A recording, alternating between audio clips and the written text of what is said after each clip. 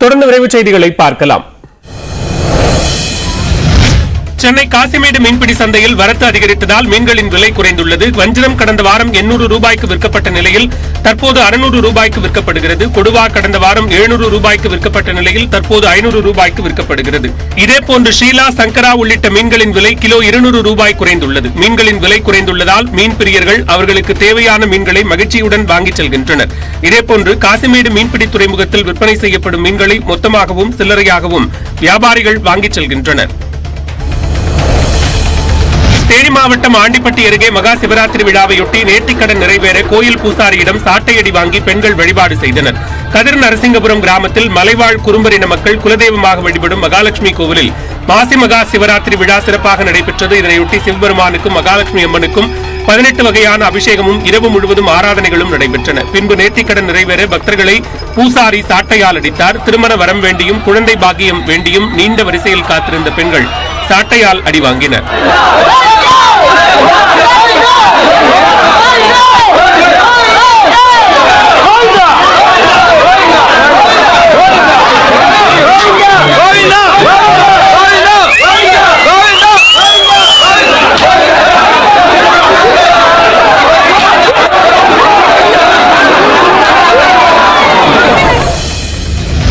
இருந்து தமிழ்நாட்டிற்கு நிச்சயம் விலக்கு கிடைக்கும் என்று மக்கள் நல்வாழ்வுத்துறை அமைச்சர் மா சுப்பிரமணியன் நம்பிக்கை தெரிவித்தார்.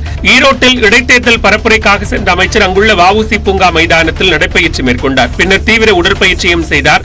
பின்னர் செய்தியாளர்களிடம் பேசிய அவர் நீட் தேர்வு தொடர்பாக உச்சநீதிமன்றத்தில் அதிமுக தொடுத்த வழக்கை தொடர்ந்து நடத்தினால் பாதகமான தீர்ப்புதான் வரும் என்று தெரிவித்தார். ஏற்கனவே எடப்பாடி தலைமையிலான அரசு ஒரு நீர்த்து போன சட்டம் 1956 வந்த ஒரு பழைய சட்டத்தை வைத்து முன்மாதிரியாக கொண்டு உச்சநீதிமன்றத்தில் நீட்டுக்கு ஆதரவாக வழக்கு தொடர்ந்தார்கள். அந்த நீட் வழக்கை தொடர்ந்து திமுக அரசு நடத்தினால் எப்போது வேண்டுமானாலும் நமக்கு பாதகமான தீர்ப்பு வரும். அந்த நிலையில்தான் மாண்புமிகு தமிழ்நாட்டின் முதலமைச்சர் அவர்கள் இன்றைக்கும் சட்ட வல்லுநர்களுடன் கலந்து பேசி ஒரு புதிய வழக்கு நேற்றைக்கு உச்சநீதிமன்றத்தில் தொடுக்கப்பட்டிருக்கிறது நீட்டுக்கு ஆதரவாக. இப்படி பல நடவடிக்கைகள் தொடர்ச்சியாக எடுக்கப்பட்டுக் கொண்டிருக்கிறது.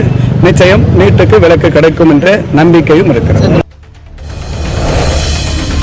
தமிழகத்தில் முதன்முறையாக 50க்கும் மேற்பட்ட ராப் இசை கலைஞர்களுக்கான நிகழ்ச்சி சென்னை கிழக்கு கடற்கரை சாலையில் நடைபெற்றது. சமீப காலமாக ஹிப்ஹாப் மற்றும் ராப் பாடல்கள் அதிக அளவில் இளைஞர்களை ஈர்த்து வருகிறது. இந்நிலையில் ராப் ஜோடிகளான எம்சிகோ மற்றும் மிஸ்ஸஸ்கோ என்ற ரூபினி கோபிநாத் தம்பதியினர் இணைந்து ராப் கலைஞர்களுக்கான நிகழ்ச்சியை ஏற்பாடு செய்தனர். இதில் சென்னை மட்டுமின்றி காஞ்சிபுரம், திருவண்ணாமலை, வேலூர், கோவை, மதுரை, நெல்லை, குமரி மாவட்டங்களிலிருந்து ஏராளமான ராப் கலைஞர்கள் ராப் பாடல்களை பாடி தங்களது திறமையை வெளிப்படுத்தினர்.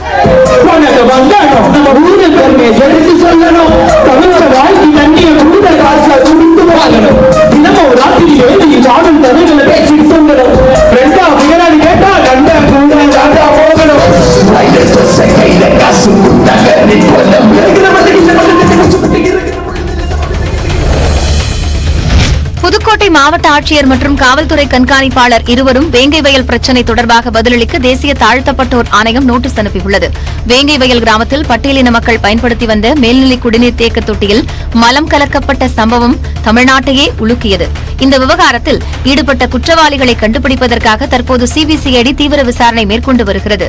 இந்நிலையில் இந்த விவகாரம் தொடர்பாக தேசிய தாழ்த்தப்பட்டோர் ஆணையத்தில் அம்பேத்கர் மக்கள் இயக்க தலைவர் இளமுருகு முத்து என்பவர் புகார் அளித்தார்.